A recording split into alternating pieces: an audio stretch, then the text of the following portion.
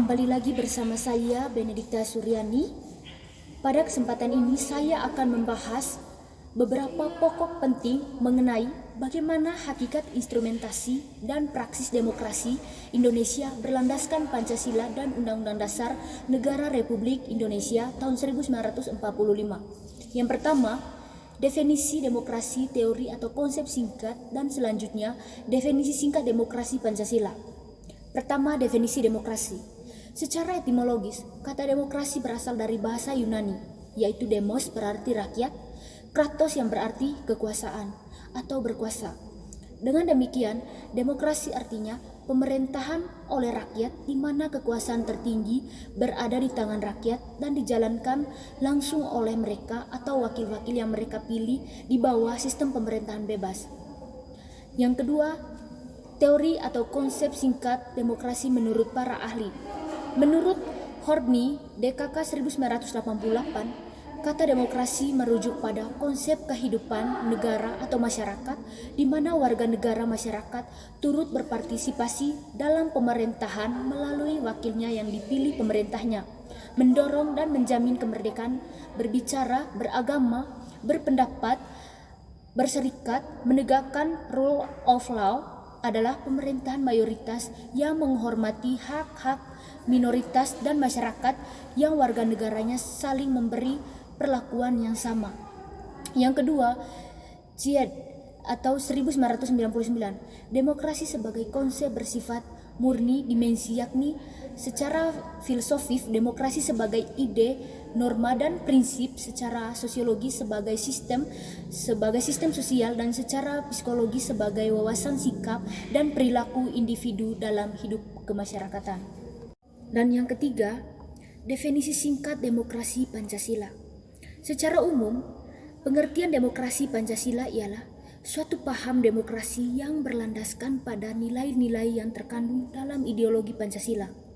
Demokrasi Pancasila memiliki arti luas adalah kekuasaan tertinggi yang dalam penyelenggaraan dijiwai oleh nilai-nilai Pancasila, dan juga memiliki arti sempit.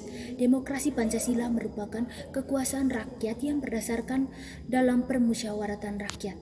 Baik, pokok pembahasan yang kedua, latar belakang historis, sosiologis, dan politik tentang demokrasi yang bersumber dari Pancasila. Ada 3 sumber yang menghidupkan cita-cita demokrasi dalam kalbu bangsa Indonesia. Yang pertama, sumber nilai yang berasal dari demokrasi desa. Seperti yang kita ketahui, demokrasi yang diformulasikan sebagai pemerintah dari rakyat, oleh rakyat, dan untuk rakyat merupakan fenomena baru bagi Indonesia ketika merdeka. Pertama-tama, mengenai adanya anasir demokrasi dalam tradisi desa, kita akan meminjam 2 macam analisis tersebut. Yang pertama adalah kedaulatan rakyat yang sebenarnya sudah tumbuh sejak lama di Nusantara. Yang kedua, tradisi demokrasi adalah tradisi demokrasi tiap bertahan sekalipun di bawah kekuasaan feodalisme raja-raja Nusantara, karena banyak tempat di Nusantara tanah yang merupakan sebagian fakta produksi yang penting tidaklah dikuasai oleh raja, melainkan demikian bersama oleh masyarakat desa.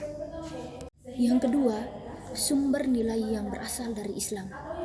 Nilai demokrasi yang berasal dari Islam bersumber dari akar teologisnya. Inti dari keyakinan Islam adalah pengakuan kepada ketuhanan yang Maha Esa atau tauhid monoteisme. Prinsip tauhid adalah paham persamaan atau kesederajatan manusia di hadapan Tuhan yang melarang adanya perendahan martabat dan pemaksaan terhadap antara sesama manusia. Stimulus Islam membawa transformasi Nusantara dari sistem kemasyarakatan feodalistis berbasis kasta menuju sistem kemasyarakatan yang lebih egaliter. Transformasi ini tercermin dalam sikap kejiwaan orang Melayu terhadap penguasa. Ketiga, sumber nilai yang berasal dari Barat. Masyarakat Barat atau Eropa mempunyai akar demokrasi yang panjang. Pusat pertumbuhan demokrasi terpenting yang di Yunani adalah di kota Athena, yang sering dirujuk sebagai contoh pelaksanaan demokrasi partisipatif dalam negara kota-kota sekitar pada abad ke-5 sebelum Masehi. Kehadiran kolonialisme khususnya berada di Indonesia membawa dua sisi dari koin peradaban barat, yaitu sisi represi implementisme kapitalisme dan sisi humanisme demokratis. Penyebaran nilai-nilai humanisme demokratis menemukan ruang aktualisnya dalam kemunculan ruang publik modern di Indonesia sejak akhir abad ke-19.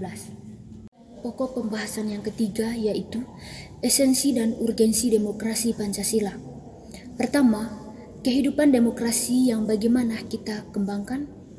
Demokrasi itu selain memiliki sifat yang universal, yakni diakui oleh seluruh bangsa yang ada di seluruh dunia, juga memiliki sifat yang khas dari masing-masing negara. Sifat khas demokrasi di setiap negara biasanya tergantung ideologi masing-masing. Sebagai demokrasi yang berakar pada budaya bangsa, kehidupan demokrasi yang kita kembangkan harus mengacu pada landasan ideal Pancasila dan landasan konstitusional Undang-Undang Dasar Negara Republik Indonesia tahun 1945. Berikut ini adalah 10 pilar demokrasi Pancasila. Yang pertama, demokrasi berdasarkan ketuhanan yang Maha Esa. Yang kedua, demokrasi dengan kecerdasan. Yang ketiga, demokrasi yang berkedaulatan rakyat. Yang keempat, demokrasi dengan rule of law. Yang kelima, demokrasi dengan pembagaian kekuasaan. Yang keenam, demokrasi dengan hak asasi manusia. Yang ketujuh, demokrasi dengan pengadilan yang merdeka. Yang kedelapan, demokrasi dengan otonomi daerah. Yang kesembilan, demokrasi dengan kemakmuran. Dan yang kesepuluh, demokrasi yang berkeadilan. Yang kedua, mengapa kehidupan yang demokrasi itu penting? Pada hakikatnya, sebuah negara disebut sebagai negara yang demokratis apabila dalam pemerintahan tersebut rakyat memiliki kesempatan untuk berpartisipasi dalam pembuatan kekuasaan, memiliki persamaan derajat di mata hukum, dan memperoleh pendapatan yang layak karena terjadi distribusi pendapatan yang adil. Oleh karena itu, mari kita uraikan masing-masing. Yang pertama, partisipasi dalam pembuatan kekuasaan. Dalam negara yang menganut sistem pemerintahan demokrasi, kekuasaan tertinggi berada di tangan rakyat dan pemerintah dijalankan berdasarkan kehendak rakyat. Yang kedua, persamaan kedudukan di depan hukum. Seiring dengan adanya tuntutan agar pemerintah harus berjalan baik dan dapat mengayomi rakyat, dibutuhkan adanya hukum. Yang ketiga, distribusi pendapatan secara adil.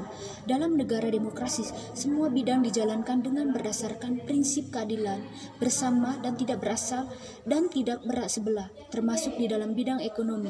Semua warga negara berhak memperoleh pendapatan yang layak. Yang ketiga, bagaimana penerapan demokrasi dalam pemeliharaan pemimpin politik dan penjabat negara. Seorang pemimpin memang harus memiliki kemampuan memadai sehingga ia mampu melindungi dan mengayomi rakyatnya dengan baik. Oleh karena itu, seorang pemimpin harus memenuhi syarat-syarat tertentu berdasarkan sistem demokrasi yang dianut seorang pemimpin, yakni beriman dan bertakwa. Yang kedua, bermoral. Yang ketiga, berilmu. Yang keempat, terampil. Dan yang kelima, demokratis. Baik, pokok pembahasan yang keempat, tantangan demokrasi Pancasila beserta solusinya. Pertama-tama, negara Indonesia pernah mengalami dinamika tantangan.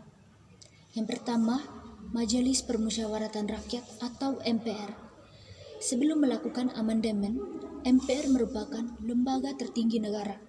Tetapi setelah amandemen, MPR terjadi sistem yang horizontal dengan prinsip saling mengawasi dan mengimbangi antara negara. Yang kedua, Dewan Perwakilan Rakyat atau DPR. Setelah amandemen yang terjadi pada DPR merupakan pembawahan ketentuan mengenai pemilihan anggota DPR.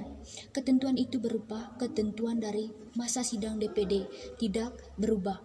Yang ketiga, Dewan Perwakilan Daerah atau DPD. Sistem perwakilan daerah adalah sistem yang khas di samping DPR sebagai lembaga perwakilan berdasarkan aspirasi rakyat. DPR juga sebagai lembaga penopang aspirasi daerah. Dinamika yang terjadi pada lembaga ini sangat mempengaruhi kehidupan demokrasi dan Yang kedua, tantangan tersebut mengalami solusi.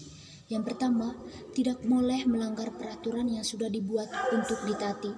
Yang kedua, jadikan Pancasila sebagai mekanisme untuk mencapai tujuan negara, yaitu yang tertuang dalam sila kelima, yakni keadilan sosial bagi seluruh rakyat Indonesia. Itu saja pokok pembahasan kali ini. Bila ada kata-kata yang kurang berkenan, mohon maaf. Jangan lupa like, komen, dan subscribe.